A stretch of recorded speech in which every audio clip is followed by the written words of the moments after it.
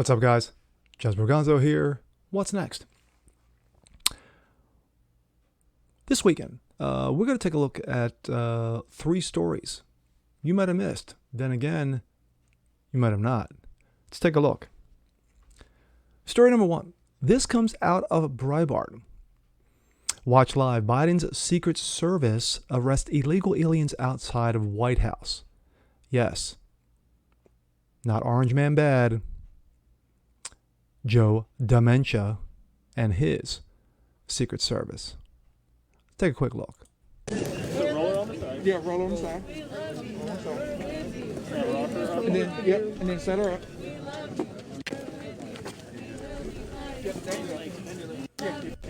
Ma'am, we're just gonna bend your legs here. It almost looks like There you go. Thank you. some beachgoers 1, 2, 3. found a beached whale There you go. and they're trying to help it. Yikes. Yeah. Okay. The story. A group of illegal aliens and open border activists were arrested on Friday by members of President Joe Dementia's Secret Service after blocking an intersection near the White House, demanding that Biden give them amnesty and permanently stay in the U.S. A couple dozen activists affiliated with the open borders organization Movimiento Cosecha sat by a security checkpoint near the White House complex, reportedly delaying Biden's motorcade as Secret Service police officers looked on.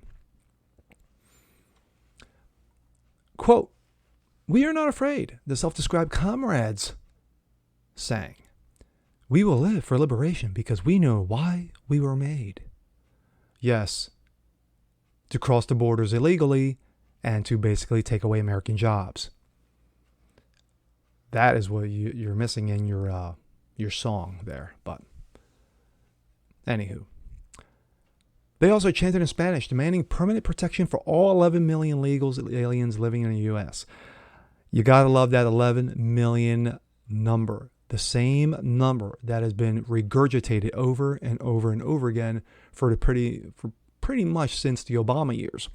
The fact of the matter is, we are looking at 35 to 40 million illegals in the United States.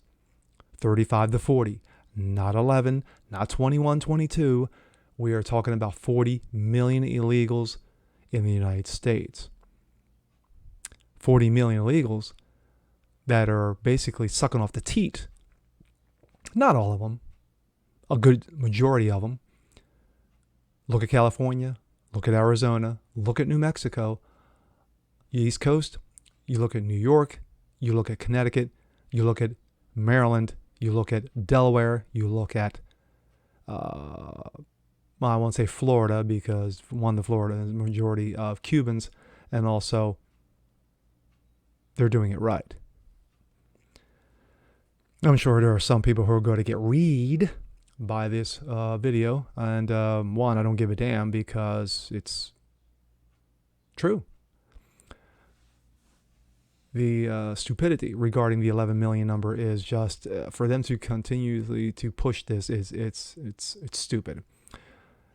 In a press release announcing the protest, the agitators said they were no longer satisfied with the crumbs of the Biden administration, which has included preventing about 9 in 10 deportations through a series of Department of Homeland Security orders. Quote, "The current legislation the Democrats are pushing only focuses on a small portion of undocumented immigrants," group organizer Hector Morales said. "Let me correct you, Hector, illegal aliens. Even though I would qualify under the current Dream and Promise Act," you gotta love those dreamers, you know, that illegal DACA Act that Obama basically forced down the throats of the American people because not one congressman or congresswoman would sign off on it. Just saying. "I am risking arrest today to tell President Dementia I won't accept piecemeal bills that include criminalize my own community members." Wow. Okay, Hector. Whatever. "I won't accept these crumbs. We need permanent protection for all." No, you need to go back to your own country. That's what you need to do. The presidents of these southern countries need to correct their own crap. They need to fix their own garbage and actually give your people the opportunity to make money in your own damn country instead of basically coming over to our country and sucking off the teat of states, which are draining the states of billions every single year. Sorry, it's true. Go on. Story number 2. This comes out of the Blaze. MSNBC host suggests Tim Scott is a slave to the GOP, claims Harriet Tubman would have left Scott enslaved. You have this clown, cross connection, Tiffany Cross. Wow, that's an original, like Joy Reid. MSNBC host Tiffany Cross blasted Tim Scott on Saturday after he declared America is not a racist country, which is absolutely true. It's not.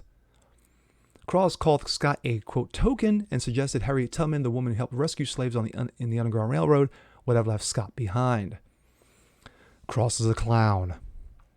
One, most people don't even know who this Tiffany Cross is from a loaf of bread. But then again, same with Joy Reid. Cross made it clear that she was angry with Scott's characterization of America, saying Scott, the lone black U.S. senator, has, quote, no sense and sounded like a stone fool when he absolved America of being inherently racist, which of course is true because it's a learned trait. Once again, to basically slap Barack Obama's comment in regards to, oh, it's in your DNA. No, it's not. It's a learned trait. You don't wake up one morning, you don't happen to be out of the womb and say, well, you know what, I'm going to be racist against the blacks today. No. It's not inherently racist. This country is not inherently racist. Individuals can be racist because it is a learned trait and not an inherent one. That's when Cross accused Scott of suffering from Stockholm Syndrome, a psychological condition that sometimes develops between the victims of abuse and their abusers or captors. Tim Scott does not represent any constituency other than a small number of sleepy, slow-witted sufferers of Stockholm Syndrome who get elevated to the prominence for repeating a false narrative about this country that makes conservative white people feel comfortable. Yeah, Cross, because you're not racist or anything.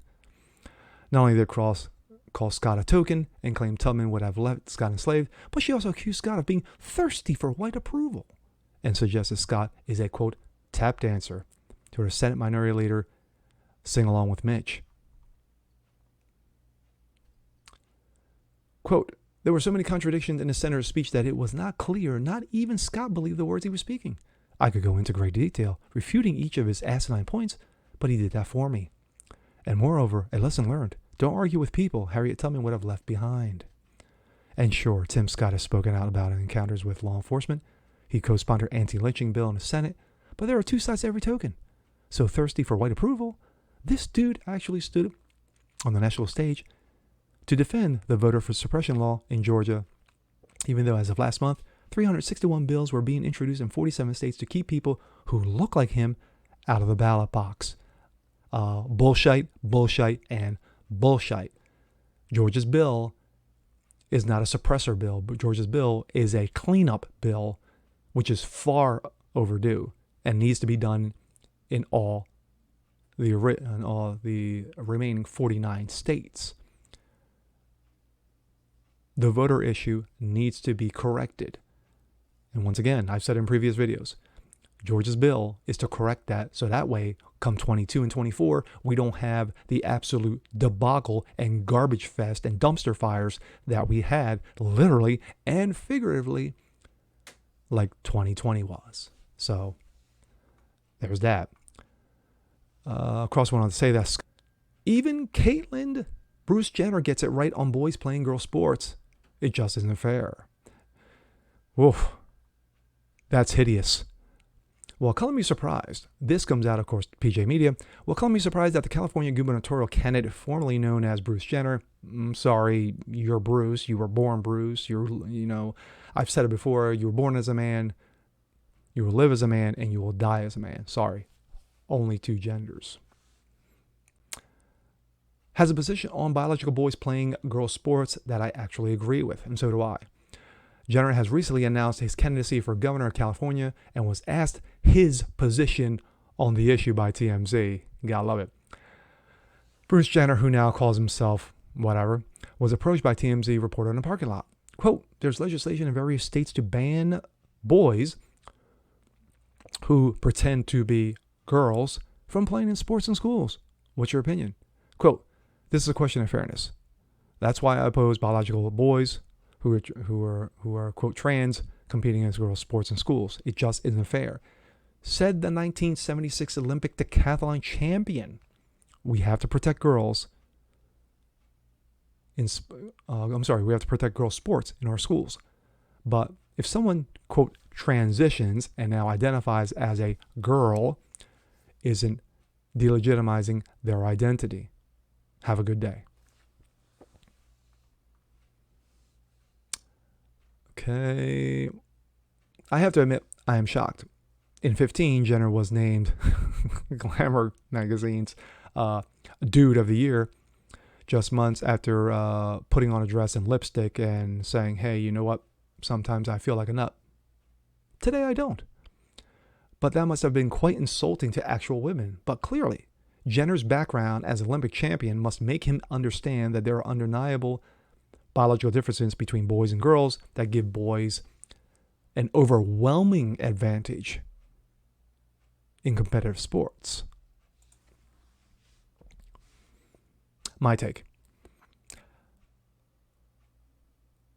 The fact of the matter is, when it comes to all three of these stories, is that you have illegals. At the end of the day, over 100,000 have crossed over each and every month since the dementia administration began. Number two, you have ignorance, once again, over at MSNBC's, a little known person named Cross that nobody even heard of, spouting her mouth off with, again, just platitudes and starting more dumpster fires. And then you have one Bruce, I think I'm a woman, Jenner, who actually says the most sane and rational thing out of these three stories. There are distinctual differences between boys and girls, men and women, especially when it comes to competitive sports. There's an overwhelming advantage. Even Jenner, don't call me Bruce, knows that. And with that being said, I'm Jasper Gonzo. This is what's next. Want to see more videos just like this? Please leave a comment below, like it, share it, hit that subscription button, slam that notification bell so you don't miss a thing, and we'll see you guys next time. Peace.